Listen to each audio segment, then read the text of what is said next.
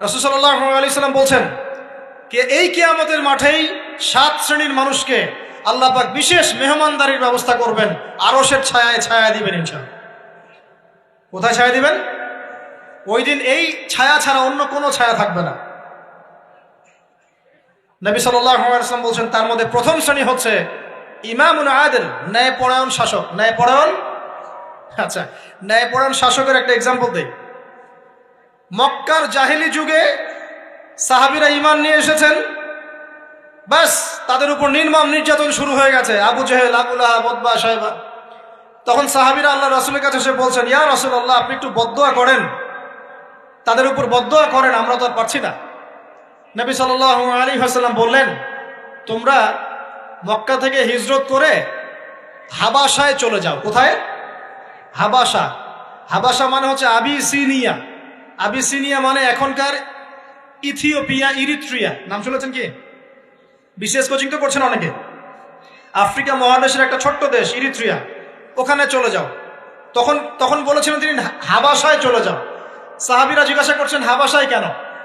নবী সাল্লাল্লাহু আলাইহি ওয়াসাল্লাম বলছেন সেখানে একজন খ্রিস্টান ন্যায়পরায়ণ শাসক আছেন, যার রাজ্যে কেউ জুলুমের শিকার হয় না। কি বললাম বলেন তো?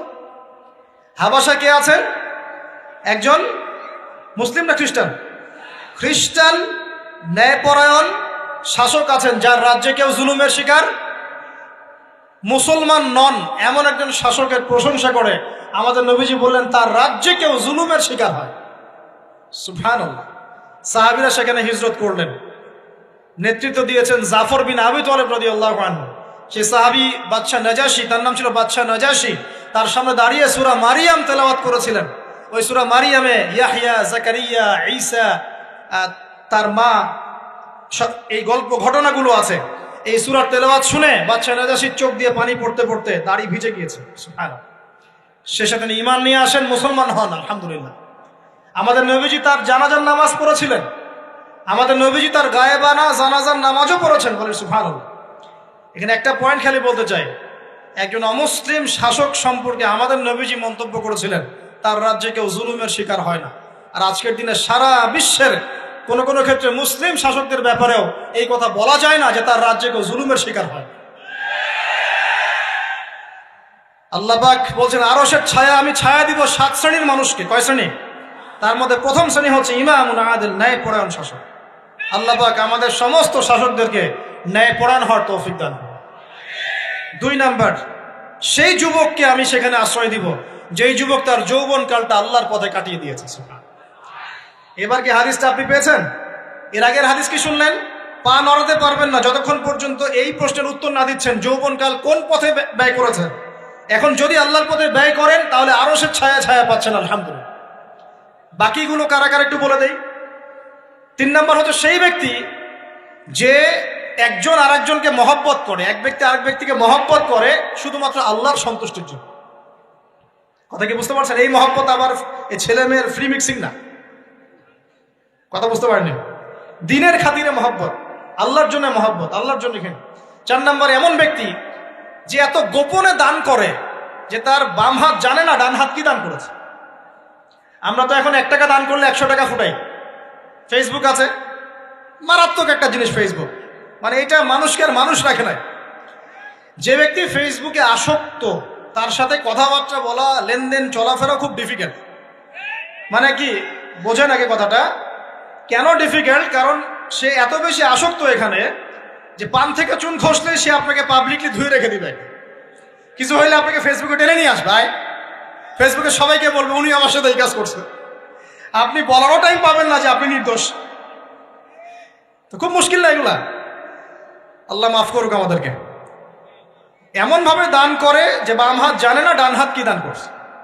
5 নাম্বার এমন ব্যক্তি যে এটা যুবক, এটাও যুবক, যাকে কোনো সুন্দরী নারী আহ্বান করছে জিনার জন্য, সুন্দরী উচ্চ বংশের নারী, যে আসো আমার সাথে জেনা করো। ওই যে ইউসুফ আলাইহিস সালামের মতো, মনে আছে? ইউসুফ আলাইহিস সালামের ঘটনা মনে আছে? আচ্ছা, কিন্তু সেই যুবক বলে, সেই ব্যক্তি বলে ইন্নী আখাফুল্লাহ, আমি আল্লাহকে ভয় করি, আমি তোমার সাথে খারাপ কাজ করতে পারবো না। এরকম ছেলে এবং এরকম মেয়ে এখন সমাজে খুঁজে পাওয়া যায়? হাতে গোনা, হাতে গোনা। আপনি অনলাইন ঘাটাঘাটি করেন, গুগল করেন, ক্রস চেক করেন, দেখবেন বাংলাদেশের 25 বছরের কম বয়সী ছেলে আর মেয়েদের জেনার হার কত আপনি বের করে দেখেন। 25 বছরের কম যে যুব সমাজ আমাদের সামনে আছে, তাদের মধ্যে কত পার্সেন্ট যুবক এখন পর্যন্ত ফিজিক্যাল সম্পর্ক করেনি কারোর সাথে, আপনি খুঁজে বের করতে পারেন। শুধু ছেলেদের ক্ষেত্রে এটা নয়, মেয়েদের ক্ষেত্রেও আছে। এই যে অনার্স লাইফ পার করার আগেই বহু মেয়ে সতীত্ব নষ্ট করে ফেলছে, বহু ছেলে সতীত্ব নষ্ট করে ফেলছে। কথাগুলো কি রাগ করছেন? আমি আপনাদের ভাই এবং আমি আপনাদেরকে মহব্বত করি। আমরা জেনার পথে যাব না, আমরা হালাল সম্পর্ক থাকবো ইনশাআল্লাহ। যখন আপনি জেনায় চলে যাবেন, আপনার কলব থেকে আল্লাহ নূর নষ্ট হয়ে যাবে। এটা এমন একটা পাপ যেটা করার পর মানুষ আল্লাহর সামনে মাথা তুলে দাঁড়াতে পারে না, লজ্জায় চোখ নেমে যায়, ইবাদতে স্বাদ পায় না। যখন হারাম সম্পর্কে, ফ্রি মিক্সিং, এগুলোতে মানুষ থাকে, ইবাদতে মানুষ স্বাদ পায় না। দিনের পর দিন ইবাদত করে মনোযোগ আসে না, মন লাগে না, চোখ দিয়ে একটু পানি বের হয় না, আল্লাহর জন্য কাঁদতে পারে না, কারণ মনের মধ্যে তো নূর নাই। আর যখন একটা মেয়ে বেপরদায় থাকে, অনেক ইবাদত করলেও তার এই বেপরদায় থাকার কারণে সমাজের বহু মানুষের চোখের জেনা হয়ে যায়। এতে করে ওই সব মানুষের পাপের ফল এই মেয়েটাকে ভোগ করতে হয়। এবং মানুষের চোখের বদনজর লাগে, ওই মেয়ে অসুস্থ হয়ে পড়ে মানসিকভাবে, শারীরিকভাবে। আমি আমাদের যুবক ভাই এবং যুবক বোনদেরকে রিকোয়েস্ট করব, আল্লাহর ওয়াস্তে চরিত্রটাকে পবিত্র রাখার চেষ্টা করুন। আল্লাহ পাক তৌফিক দান করলেন। এই যুবককে আল্লাহ পাক আরশের ছায়া দিবেন, যে একটা মেয়েকে পেয়েও আল্লাহর ভয় তাকে ভোগ করে নাই। আল্লাহ পাক এরকম যুবক ঘরে ঘরে তৈরি করুন। তাহলে কি করবেন ভাই? হালাল উপার্জনের ব্যবস্থা করবেন, ব্যাস সরাসরি বিয়ে করে ফেলবেন। পরিবারকে বোঝানোর চেষ্টা করবেন, না বুঝলে আন্দোলন শুরু করবেন যে আমি জেনা করতে চাই না, আমি বিয়ে করতে চাই, বিয়ে আমার দেওয়ানি লাগবো, এরকম। ব্যাস তারপর দেখবেন বাপ মা কেমন করে বিয়ে না দেয়। আল্লাহ সাহায্য করবে ইনশাআল্লাহ। আল্লাহ আমাদের যুবক ভাইদেরকে চরিত্র হেফাজত করার স্বার্থে বিয়েকে সহজ করে দিন। আমি আবার কাউরে নিয়ে পালায় যায় না, ওই কাজ করতে যায় না কিন্তু আবার, ঠিক আছে? কারণ এভাবে কোর্টে গিয়েও যদি একটা মেয়ে বিয়ে করে, এই বিয়ের জায়েজ না জায়েজ নিয়ে অনেক কথা আছে। অতএব এইসব ঝুঁকির মধ্যে যাবেন না, বাসায় বোঝানোর চেষ্টা করবেন। আর এক শ্রেণীর ব্যক্তি আছে যাদেরকে আল্লাহ পাক আরশের ছায়া দিবেন। তারা কারা? যারা গোপনে আল্লাহকে স্মরণ করে কাঁদতে পারে। বলি সুবহানাল্লাহ। এখন এই দুটো হাদিসের মধ্যে যুবকদের অবস্থান কি পেয়েছেন? আচ্ছা, আরেকটা শোনাই এবার। নবী সাল্লাল্লাহু আলাইহি ওয়াসাল্লাম বলেছেন, 5টা জিনিস আসার আগেই 5টা বিষয়কে মূল্যায়ন করো। 1, তোমার বার্ধক্য আসার আগেই তোমার যৌবনকে মূল্যায়ন করো। যৌবনের গুরুত্ব পেলেন তো এবার? তোমার মৌত আসার আগেই তোমার জীবনকে মূল্যায়ন করো। অসচ্ছলতা আসার আগেই সচ্ছলতাকে মূল্যায়ন করো। অসুস্থতা আসার আগেই সুস্থতাকে মূল্যায়ন করো। এবং এই যে কথাটা বললাম যে তোমার বার্ধক্য আসার আগেই যৌবনকালটাকে মূল্যায়ন করো। এই হাদিসগুলোর মধ্যে আমরা সংক্ষিপ্ত পরিসরে যৌবনকালের গুরুত্ব পাচ্ছি কিনা ভাই? এখন এই যৌবনকালটা আমাদের কাটানো উচিত আল্লাহ পাকের ইবাদতের মধ্য দিয়ে। এই যৌবনকালটা আমাদের কাটানো উচিত কয়েকটা বিষয়ের মধ্য দিয়ে। তার মধ্যে আমি 10টা পয়েন্ট আপনাকে বলবো। কয়টা ভাই? 10টা। 1, এই যৌবনকালে সবার আগে আমাদের কর্তব্য হচ্ছে দ্বীনের ইলম অর্জন করা। কি করা ভাই? দ্বীনের ইলম অর্জন বলতে আমি কি বোঝাচ্ছি? দ্বীনি ইলম অর্জন বলতে আপনাকে আমি বোঝাচ্ছি যে কমপক্ষে কোরআনটুকু তেলাওয়াত করতে শিখুন, হাদিসগুলো পড়তে শিখুন, ইসলামী বইপত্র পড়াশোনা করুন, পাশাপাশি জেনারেল সাবজেক্টগুলো পড়াশোনা করুন। এদিকে আপনি এগিয়ে যান, এদিকেও এগিয়ে যান, দুই দিকে আগাতে থাকেন।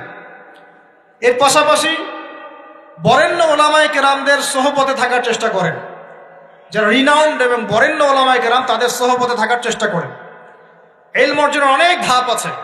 শুরু করেন কোরআন তেলাওয়াত দিয়ে, তারপরে আস্তে আস্তে হাদিসে যান, কোরআনের তাফসিরে যান, ইতিহাস পড়েন, ইসলামের ইতিহাস পড়েন, ইসলামিক অর্থনীতি পড়েন, রাসূলের জীবনী সিরাত পড়ে দেখেন, ইসলামিক ফিকের বইগুলো পড়ে দেখেন। আস্তে আস্তে গ্র্যাজুয়ালি আপনি সামনে যান। এই সিলেবাসটা আপনি কোত্থেকে পাবেন? এই সিলেবাসটা দেখবেন প্রত্যেক জেলায় জেলায় বরেণ্য কওমি ওলামায়ে কেরাম আছেন না, তাদের সাথে পরামর্শ করবেন, আপনাকে সুন্দর সিলেবাস করে দিবে ইনশাআল্লাহ।